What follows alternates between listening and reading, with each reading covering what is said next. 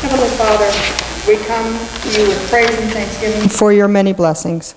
Bless us again through Terry's words and open our hearts to your message. We ask in your Son's name. Amen.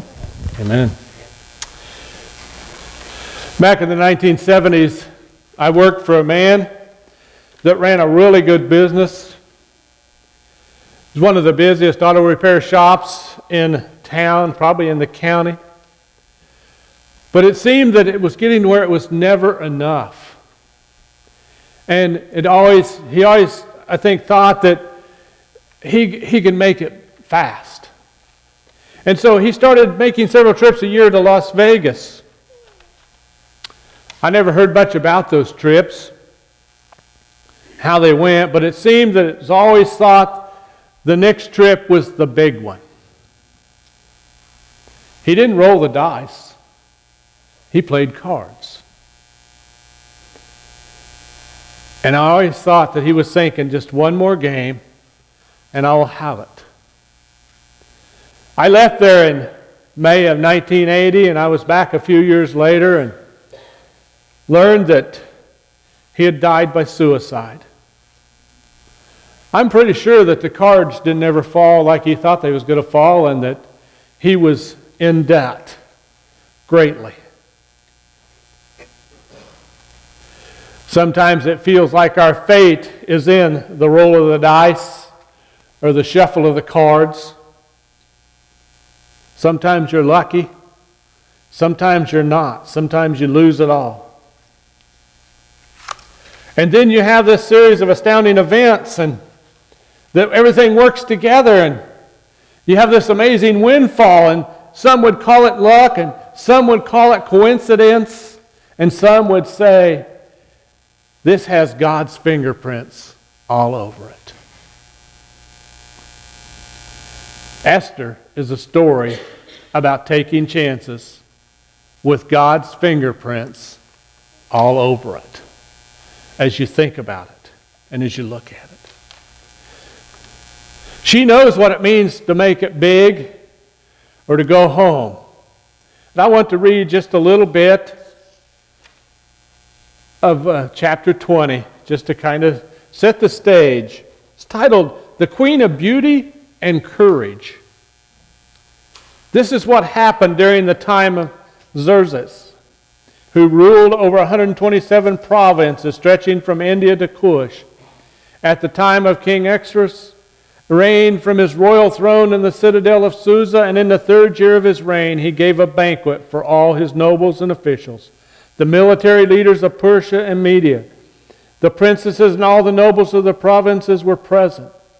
For a full 180 days he displayed the vast wealth of his kingdom and the splendor and glory of his majesty. When these days were over, the king gave a banquet lasting 7 days in the enclosed garden of the king's palace for all the people from the least to the greatest who were in the citadel of Susa. The garden had hangings of white and blue linen, fastened with cords of white linen and purple material to silver things on marble pillars. There were couches of gold and silver on a mosaic pavement of porphyry, marble, mother of pearl, and other costly stones. Wine was served in goblets of gold, each one different from the other, and the royal wine was abundant, in keeping with the king's liberality. By the king's command, each guest was allowed to drink with no restrictions, for the king instructed all the wine stewards to serve each man what he wished. Queen Vashti also gave a banquet for the women in the royal palace of King Xerxes. On the 7th day, when King Xerxes was in high spirits from wine, he commanded the 7 eunuchs who served him to bring before him Queen Vashti, wearing her royal crown, in order to display her beauty to the people and nobles, for she was lovely to look at. But when the attendants delivered the king's command, Queen Vashti refused to come. Then the king became furious and burned with anger.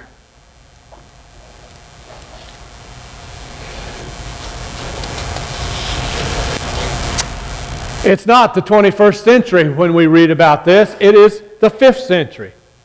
It's not Las Vegas. It is Susa, the capital of the Persian Empire. Judah had been exiled for almost 100 years before a move executed by God because of the Israelites' repeated disobedience. After 70 years, remember I said that they were allowed to go back home to rebuild the temple? But some had stayed behind in Persia. They became integrated into the Persian culture.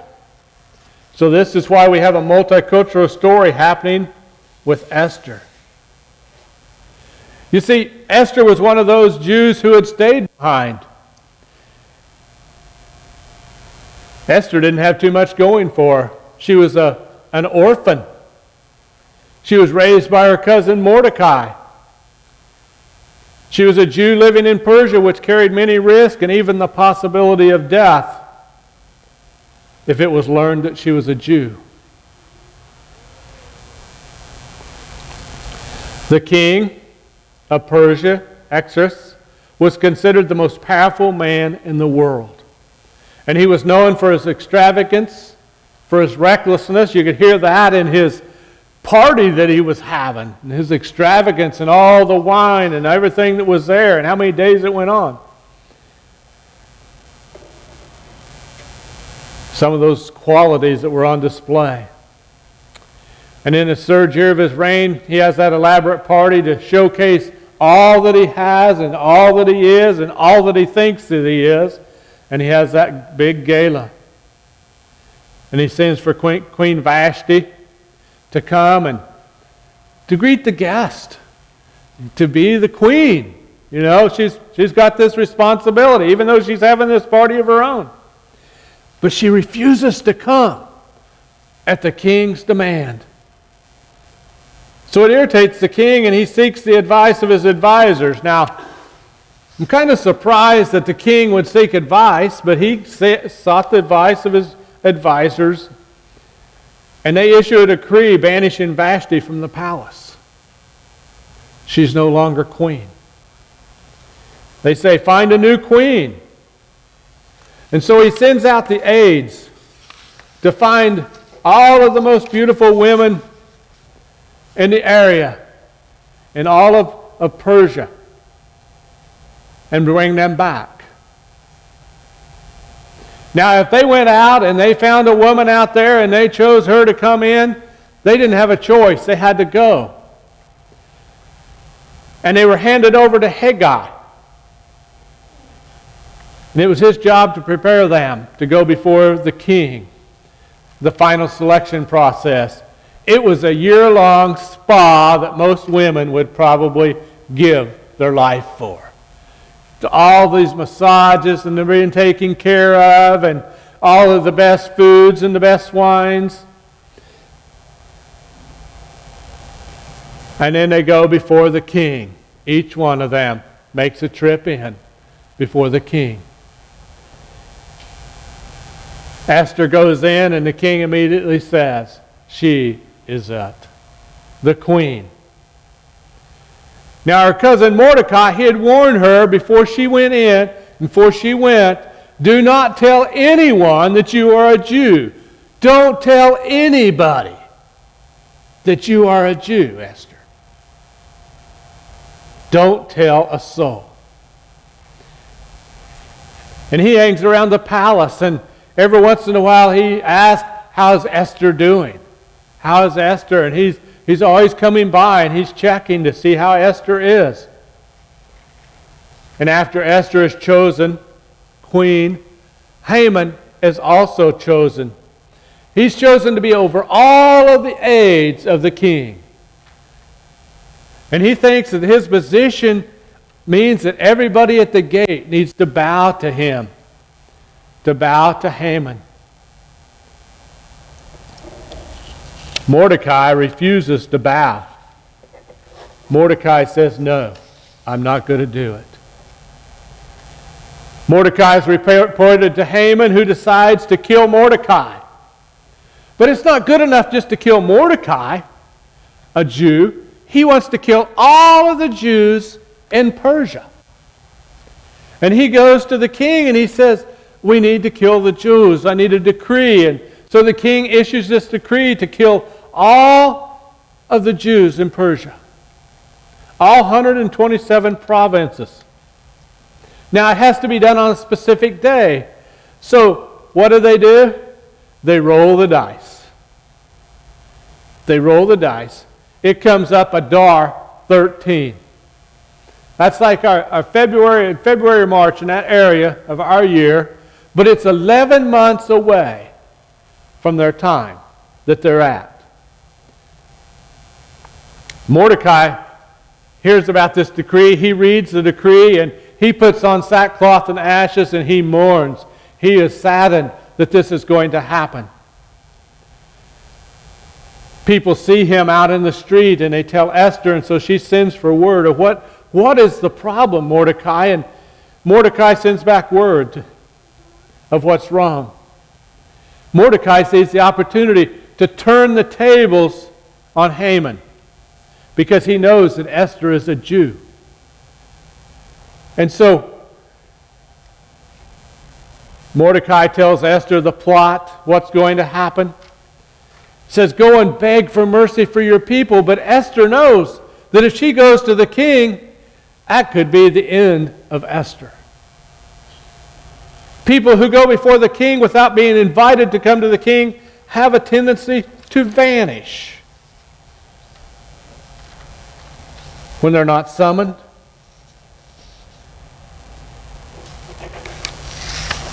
And you might ask,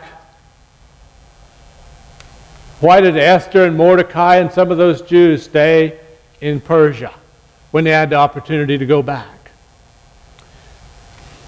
You might ask the question, why did Vashti refuse to go to the king when she was summoned? Why was Esther chosen as a candidate to be queen? But think about it.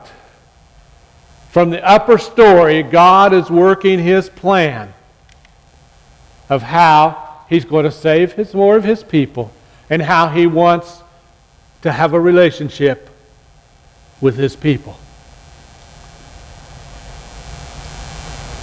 Mordecai gets that glimpse, and he says to Esther in 4:14, and who knows but that you have come to your royal position for such a time as this.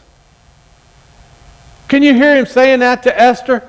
That you have come for such a time as this? It is time for Esther to go to the king?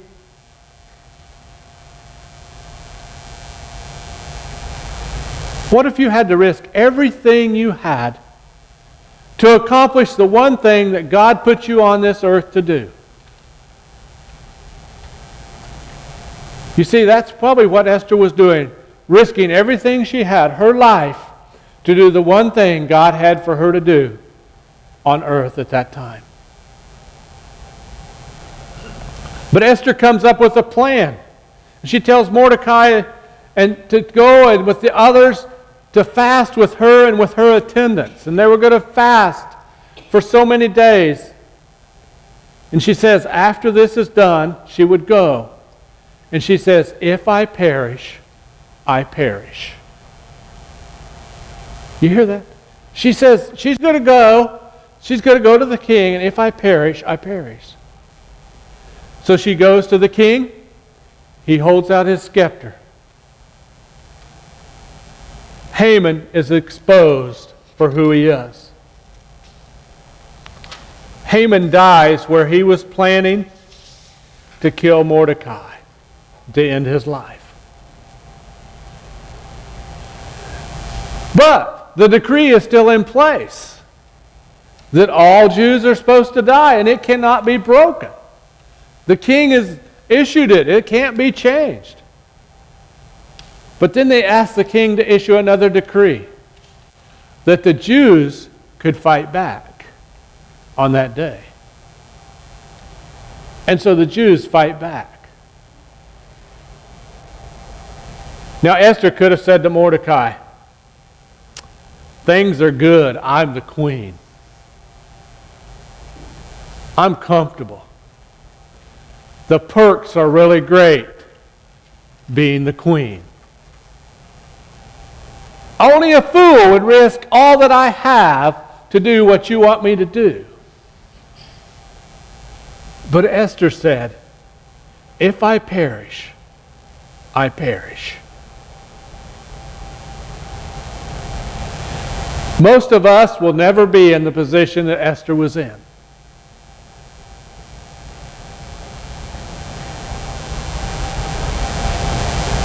But all of us probably have a time that we could say,